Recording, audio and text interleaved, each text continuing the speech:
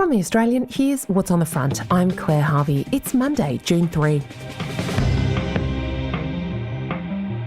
It'll be a decade before the Albanese government's huge boost in defence spending makes our military stronger, according to a new analysis revealed in The Australian today. It comes as a fresh poll shows 70% of Australians believe China will become a military threat within the next 20 years. The husband of missing mum Bronwyn Winfield was jealous and possessive. A former wife has told The Australian's investigative podcast into her suspected murder. John Winfield denies all wrongdoing and has never been charged over Bronwyn's 1993 disappearance. You can catch the ex-wife's account of her unhappy marriage in episode 3, exclusively for subscribers now at bronwynpodcast.com. The Australian is turning 60, and to celebrate the milestone, our journalists and editors are delving into the archives to reflect on how Australia and the paper has changed in the past 6 decades. Today, with the Paris Olympics just around the corner, we hear the story of a young swimmer whose youthful defiance denied her a glittering career.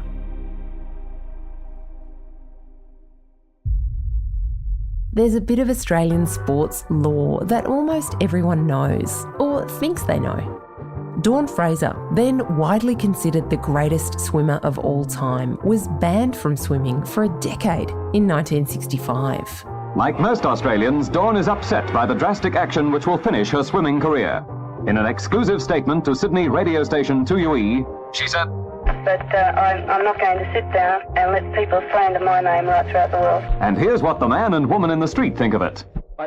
Many people believe Fraser was banned for stealing a flag from the Emperor's Palace while in Tokyo for the 1964 Olympics, a crime for which she was arrested. But the champion swimmer apologised and the charges were dropped. The Emperor even let Fraser keep the flag as a gift. The ban came about for another reason entirely. What I discovered was that, in fact, at those Olympic Games, there was the opening ceremony. Obviously, everyone wanted to march at the opening ceremony. Fiona Harari is a writer for the Weekend Australian magazine. But the Australian officials told Australian athletes that if they were competing in the first 3 days of competition, because they might become fatigued, they could not march in the opening ceremony. Apparently, someone turned up at the athletes' village and said, look, maybe we should march. And at least 4 Australian female swimmers decided that they would try and get to the opening ceremony. 2 of those women were nabbed by Olympics officials before they could board the team bus to the opening ceremony. But Dawn Fraser and another swimmer, Marlene Damon, who was just 14 years old at the time and in Tokyo to compete in the women's 100-metre backstroke, boarded the bus and evaded detection. And I'm told it's because they were sitting behind someone who was reading a broadsheet newspaper, possibly The Australian, that happened to obscure them. Fraser and Damon did march at that opening ceremony and went on to compete in Tokyo. Fraser put on a characteristically world-class performance, winning gold in the women's 100-metre freestyle and becoming the first swimmer to win the same event 3 times. Lane 4, Fraser, Australia. All of them got off to a beautiful start. Right away, Dawn Fraser pulls out in front, lane number 4. Dawn Fraser in lane number 4 coming on. All that determination is paying off for young Dawn Fraser. She is going to win it. Marlene Damon placed 6th in her heat. And it looked like she and Fraser had got away with their cheeky opening ceremony stunt. But less than a year later, in March of 1965, the Australian Swimming Union handed down the ban that still reverberates through swimming. Fraser out for 10 years. Marlene Damon copped a 3-year ban. She'd only just turned 15, but it effectively ended a once promising career in the pool. So I was really keen to find out what had happened to Marlene, because really nothing much had been reported about her then, which makes sense. She didn't swim again competitively after the age of 15. Some of the others did appeal their ban. Some of them did swim afterwards. Linda McGill, who was one of the women who tried to board the bus, became a champion long-distance swimmer. But I couldn't find any reference to Marlene Damon having swum again.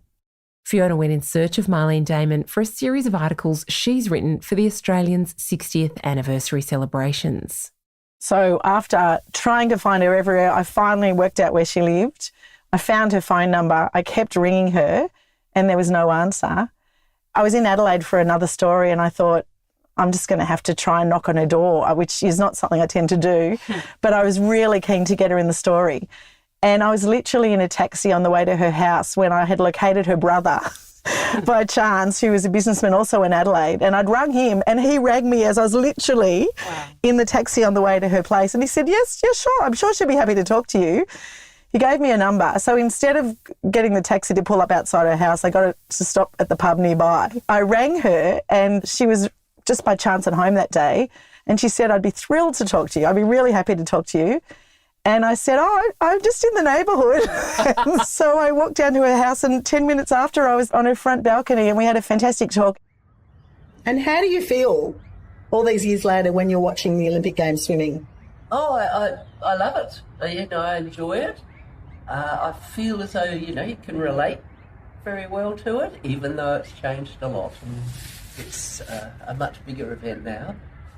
And she's an amazing woman who's actually lived a really positive, fantastic life. But none of us will ever know the true champion she could have been because effectively that was the end of her swimming career. It's a real throwback to the days that probably haven't really left us, where amateur sports are run by blazer-clad men who have the lives and hopes of very young, quite vulnerable people who often make not very great decisions in their hands, don't they? It's a really tough penalty for these young women. It seemed so unfair. It's so harsh for someone who's just 15. And I asked her, why did you march? And I'm not sure that she'd ever talked to a journalist about it, actually, till I appeared on her doorstep. And I asked her why she marched. And she said, look, sport was really amateur in those days. There weren't any managers in the sense of having your own personal manager. No one was plotting a path for you. All she could see was the end of the pool. She's swimming, she's at the Olympics, she's 14. She doesn't know if she'll ever get back there again. And then months after the Olympics, before she was banned from swimming, she did so well in national competitions that she was being heralded as the next Dawn Fraser. But she couldn't see this future because no one was plotting her future. All she knew was that her mum would drive her to swimming every single morning. She'd swim and swim and swim and swim, get on with life. She got to the Olympics and she was convinced she'd never get there again. And she did not want to miss out on marching an Olympic opening ceremony, which I think many of us can relate to. I mean, I'm still have a dream of marching at the Olympic opening ceremony. And so she did. She marched because she just thought, I'll never get here again. And she was right. She never got there again. Coming up, lessons from 60 years of Australian journalism. Subscribers to The Australian have been first to hear these kinds of stories for 6 decades, and we've come a long way. A subscription also comes with breaking news alerts to your phone, newsletters and special events. We'd love you to join us at theaustralian.com.au. We'll be back after this break.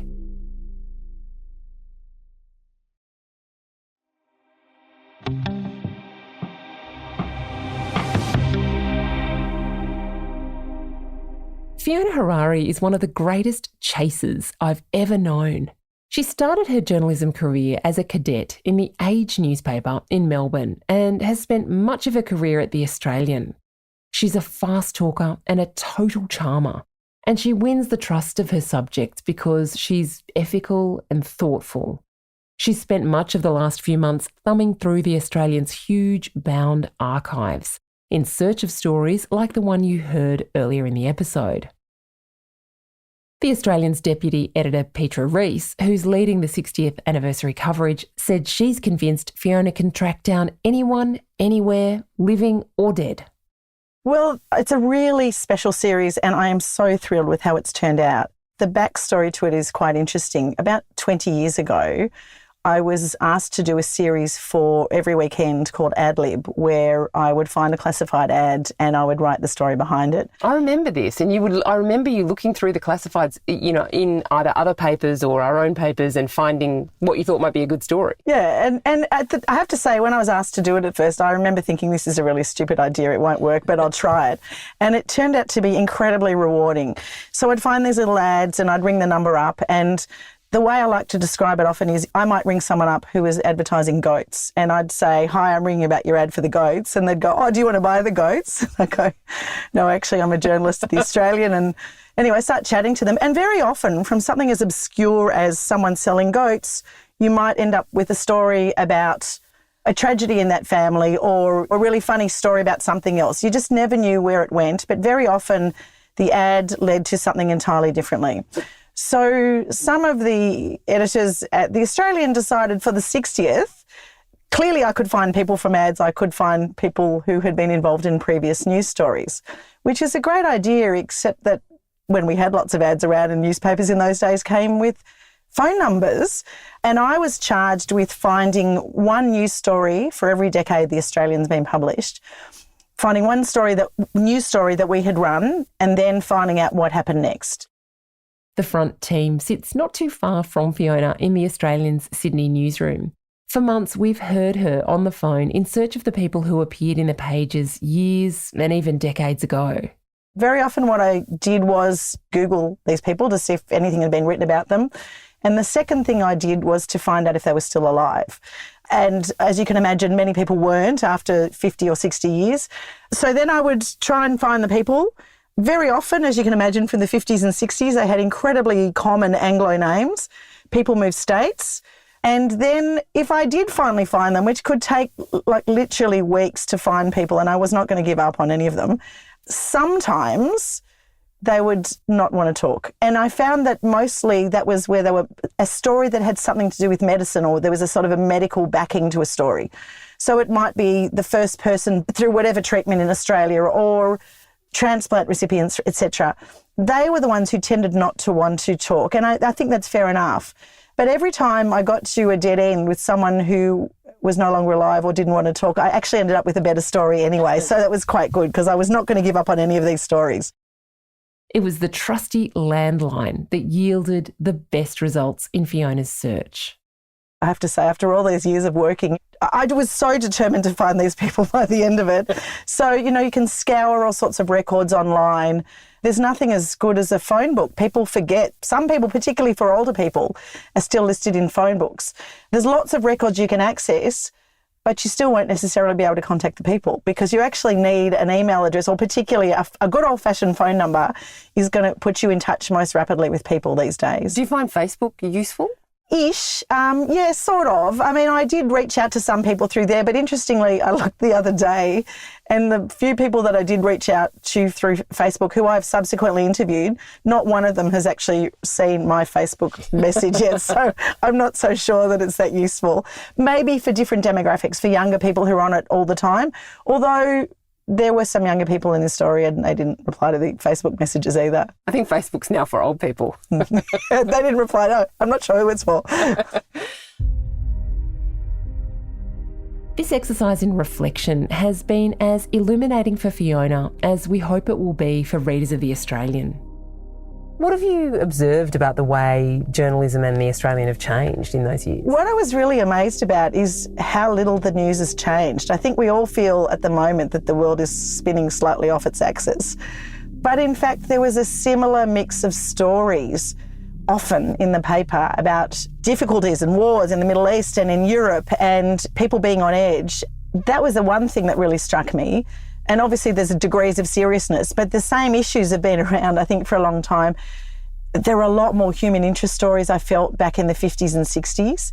Coverage of women was a whole other world. I mean, there were obviously a lot more firsts that were being recognised. There was the first Aboriginal woman to be a social worker, for example. There were a lot more firsts because we're obviously a much younger nation 60 years ago than we are now.